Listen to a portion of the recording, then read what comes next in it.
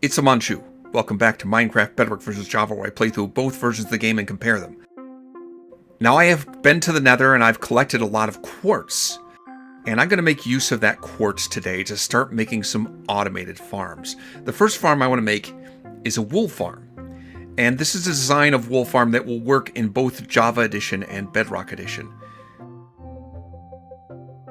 In fact, as you can see from the replay mod that's playing right now, I've already made it in the Java Edition world.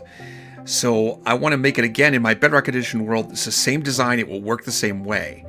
And then explain what I'm doing as I build it.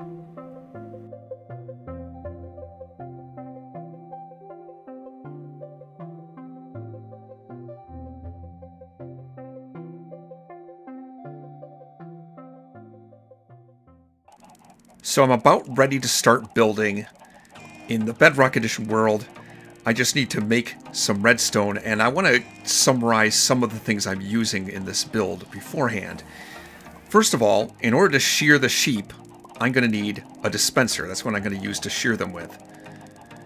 Now, a dispenser is made with cobblestone in that arrangement, and a piece of redstone there, and a bow in the middle. That makes a dispenser. If I place the dispenser down,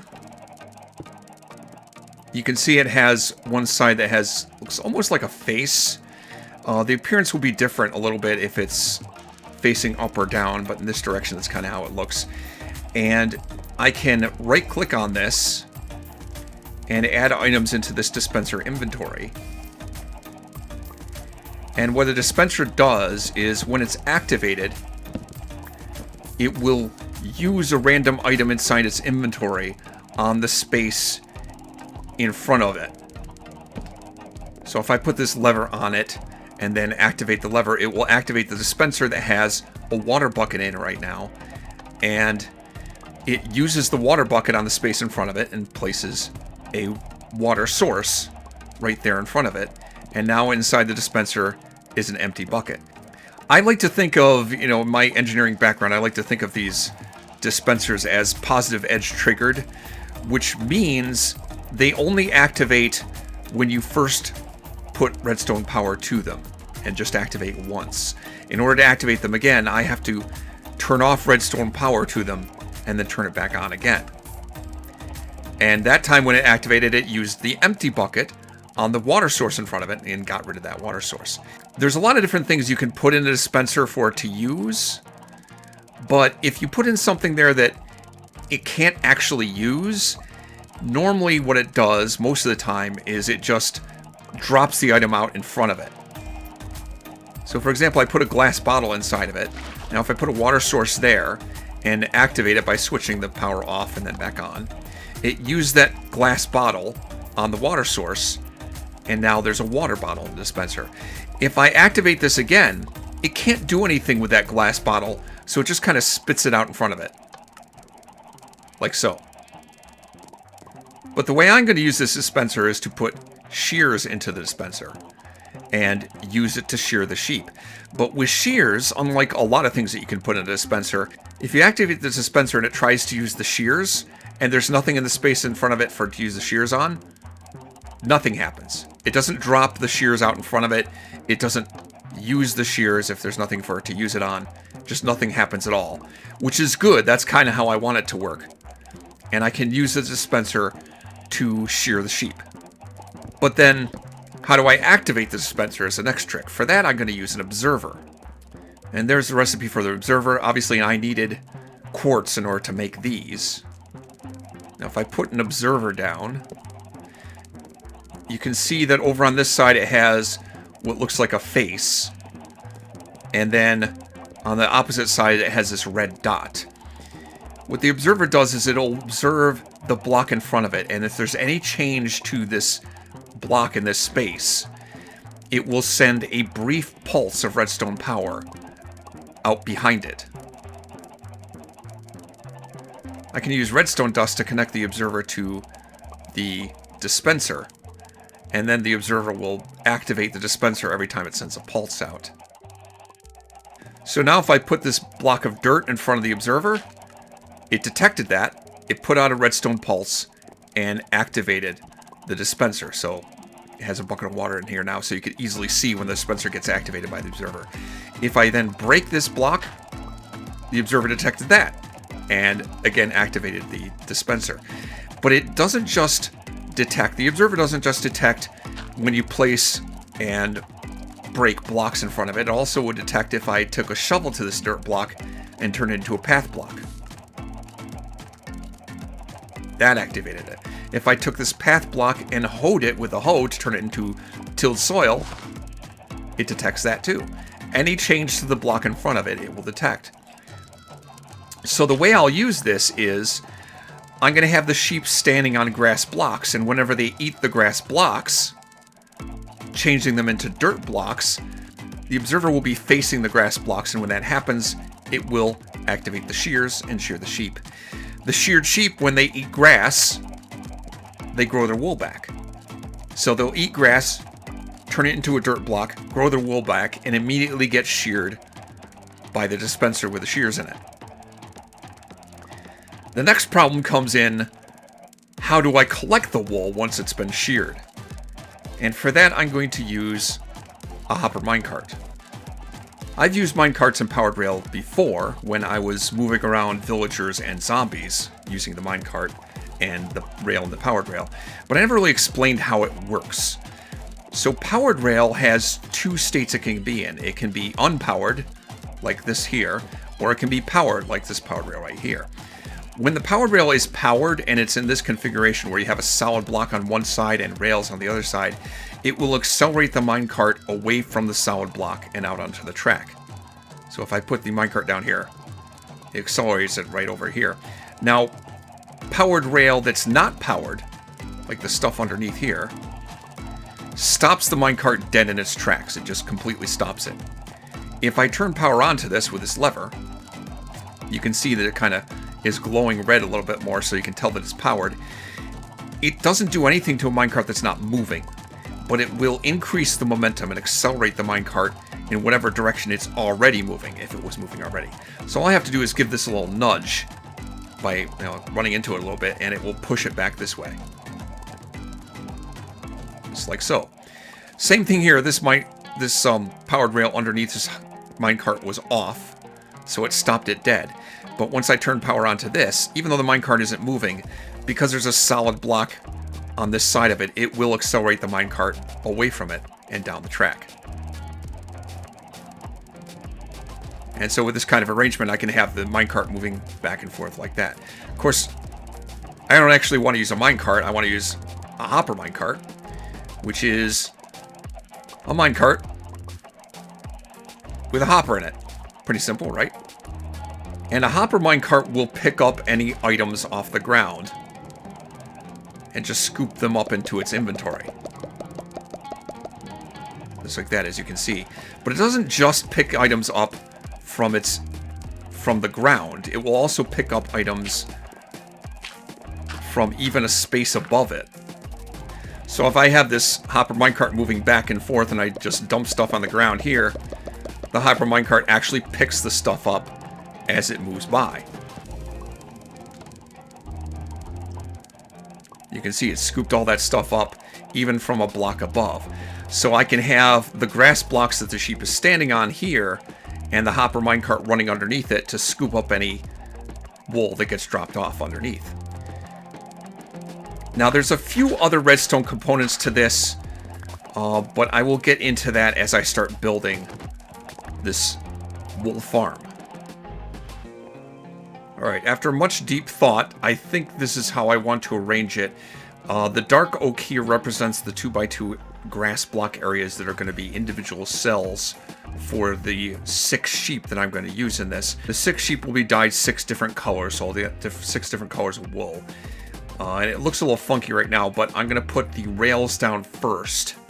And once I get the rails down, it might start to make sense. I could use levers to power these powered rails, but I just like the look of the redstone better. Levers are going to be much less resources because a lever costs 1 cobblestone and 1 stick. So that's pretty cheap to make.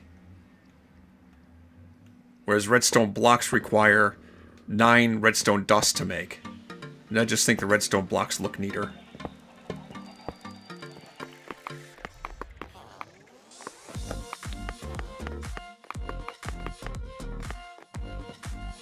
There, I think that will work. And then I put rail there, and a powered rail there. Now here's where I need a few more redstone components. I need to be able to unload the hopper minecart somehow. So I want to have a couple hoppers here to unload it. And I'm going to need a comparator or repeater and a redstone torch. So a redstone torch is just a stick and a piece of redstone dust. A repeater is this recipe.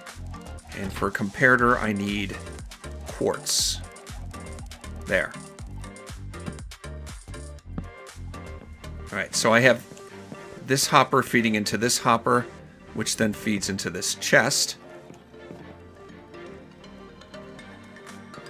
Out of that, I'm going to place a comparator. The comparator does a number of different things, but what I'm going to be using it for on most of my builds, whoops, don't break it. What I'm going to be using it for on my builds is it will detect if there are items in a container back behind it this way. In fact, it will detect items in either of these 2 containers, up to 2 blocks away. And it will output a redstone signal with a power proportional to how full these containers are. So right now it's not putting out any signal because there's nothing in these containers. But if there's anything at all in them, it'll put out a redstone signal with a strength of 1. Put it into that block. And then I'm going to put a redstone torch resting against this block. Redstone torch will provide power to other blocks around it, especially the block above it. Cut this away so you can see it. So the redstone torch will power this block. Then I'm going to put down a repeater here. And that repeater, if there's any power coming in from behind it this way, it will output a redstone signal into the next block over of maximum strength. So this redstone torch powers that block. Then the repeater, with this block powered, will power this block, which powers the powered rail. Now if I put down this hopper minecart on here, it should run a route underneath where all of the farm is going to be.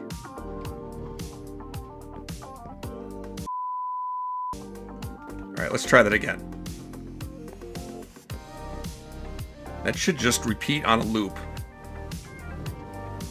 That's how it works. Okay, that's good. Now, so if there's any items in that hopper minecart, when it gets back down to this track, these hoppers will start to unload it. As they do that, there's items in the hoppers, so this comparator will start to power the block that that redstone torch is attached to. So the redstone torch will turn off, and that turns off power to this powered rail, stopping the hopper minecart. So the hopper minecart will just stop there until the hoppers finish unloading it. And once these hoppers are empty again, then the comparator turns off, the redstone torch turns back on, and this powered rail activates again, and it pushes the hopper minecart back out again. So if I did that right, let me just dump a bunch of items out here. Pick those up, and it should stop here to unload. It didn't. Alright, so remember how I said that this design will work the same in Bedrock Edition and Java Edition? Well, it turns out that's not actually true. I had to change the design, get rid of the repeater. The timing just doesn't work. So instead I just have the redstone torch powering this block, and then this redstone, which puts power onto the powered rail here. There's still comparator down there, so that when items are in the hoppers, the comparator powers this block, and this redstone torch turns off. So I got rid of the repeater. The timing just doesn't work. I did build it like I described in Java Edition. It worked, but you know, no doubt about it, redstone is different in the 2 versions. There's just no way around it. And the way I initially described it is how I did it in the Java Edition version, which I'll show you a little bit later. All right, now the grass blocks.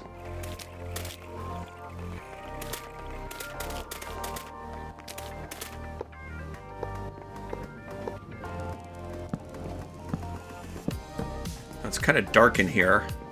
I want to make sure that it's well lit enough for grass to spread.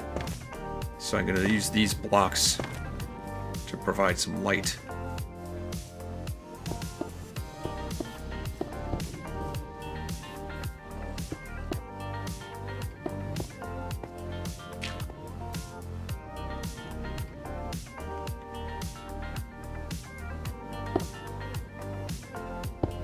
In each 2x2 area, I'm going to have dispensers like this, facing down.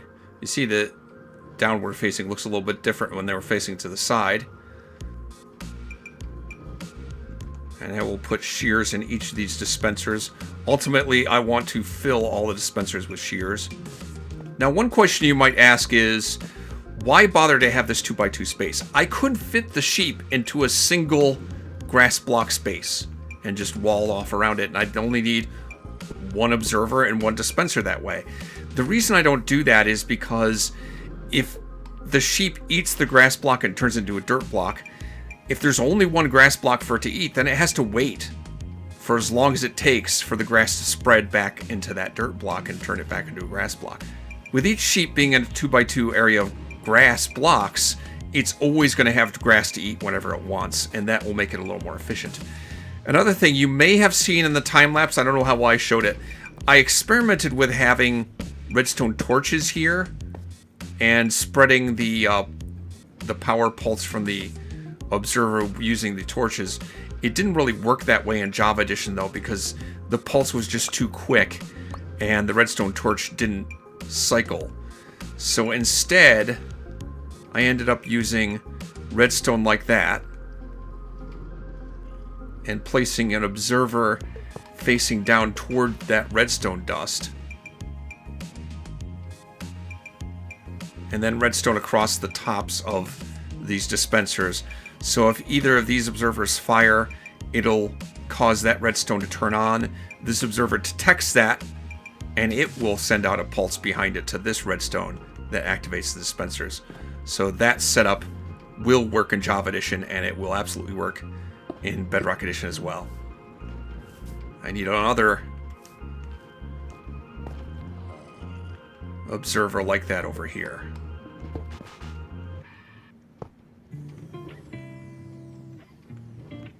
There we go. You see, I've dyed all these sheep different colors. I wanted to make sure to do that before they got sheared, because you can't dye sheared sheep.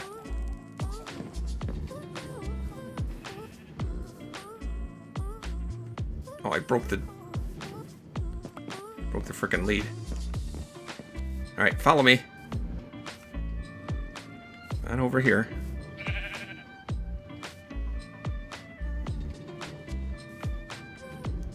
How did you... Oh... Come here. You're worse to maneuver around than a villager. Come here.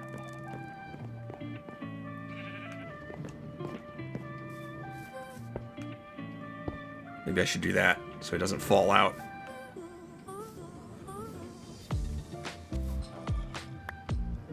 Alright, now shove him in there. Shove him. Hey! Hey! Hey! Hey! Hey!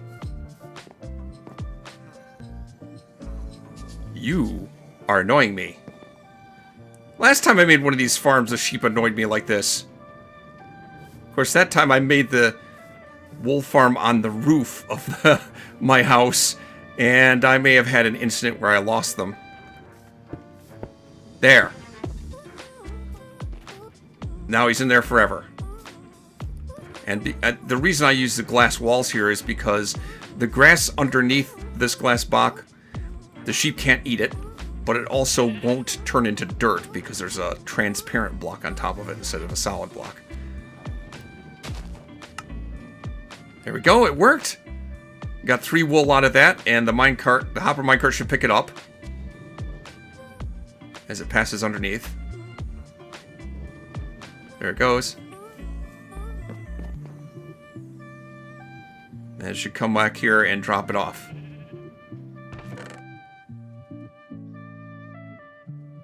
I'm a little confused right now that I got 10 wool from that. How did that happen?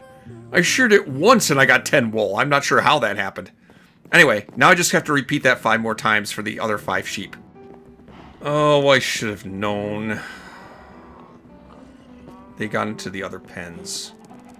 Because frickin' of course they did.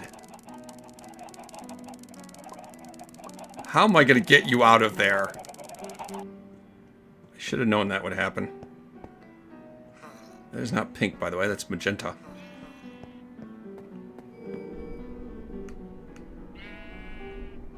The hell'd you go?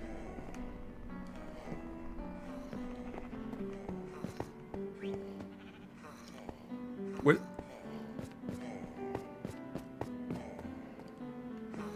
You stupid sheep! I could kill you! I feel like sheep don't know how to handle stairs. Like, regular blocks they can figure out how to get up, but stairs is like, I don't get it.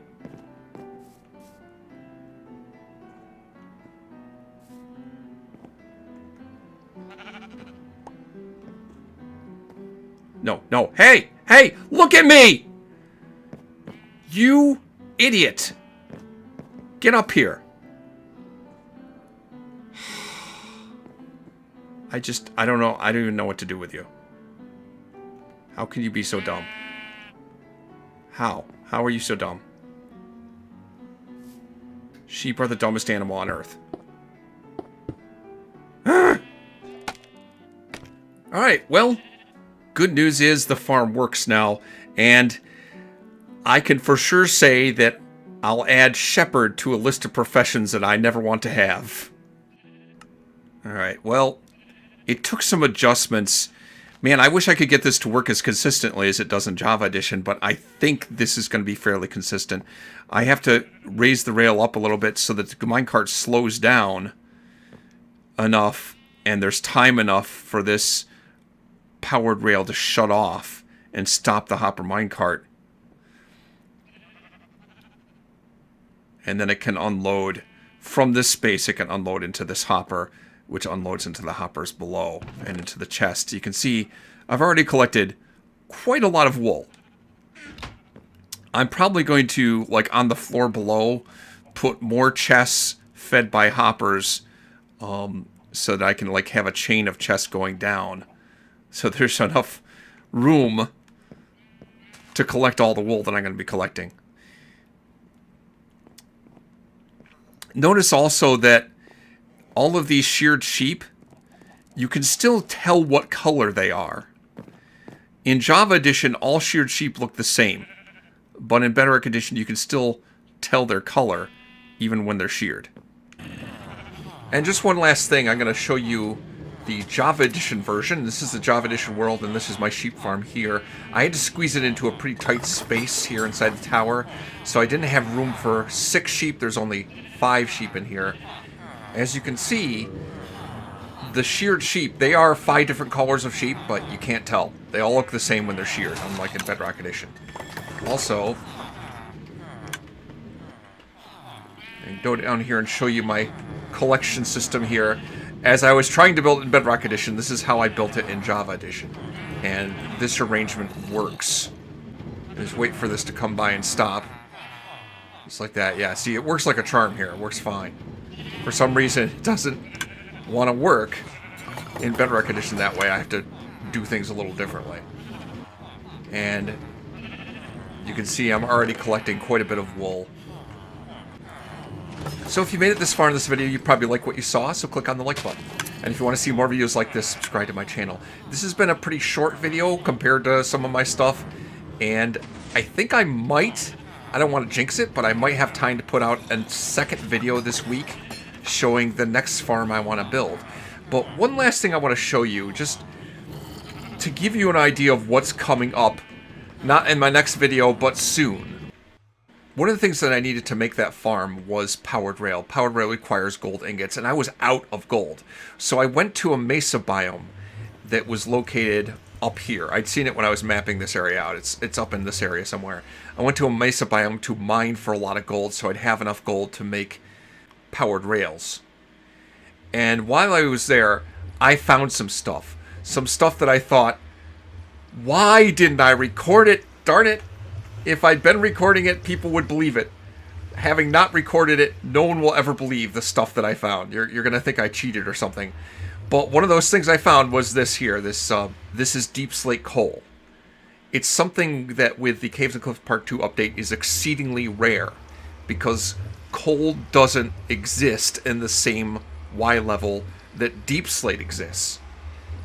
So for you to find deep slate coal at all, you have to find where coal ore has generated just above the deep slate level.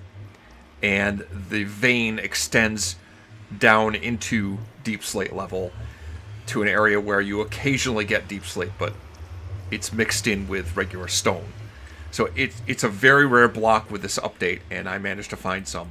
Among some other things that you're going to say, you're full of crap, you didn't actually find that. You cheated somehow. I assure you that I didn't cheat, and I don't want to get more specific than that, but let's just say I found something pretty impressive, and I can't believe how lucky I was. Oh, and one other little detail about this farm. So I have 4 dispensers per cell for the sheep. Each dispenser has 9 shears in it. The durability of the shears means that I'll be able to get, out of each dispenser, I'll be able to shear the sheep more than 2,000 times. So with all these dispensers combined, all 4 dispensers and all the shears on them, I'm going to get at least 8,000 uses out of them. So that's probably overkill. But the other thing that you have to concern yourself about is these shears take iron to make. It takes 2 iron per shear. And there's 36 shears for the dispensers in each cell. And here there's 5 cells. In the Bedrock Edition version, there's 6 cells. So you're talking 5 or 6 stacks of iron ingots in order to make all those shears.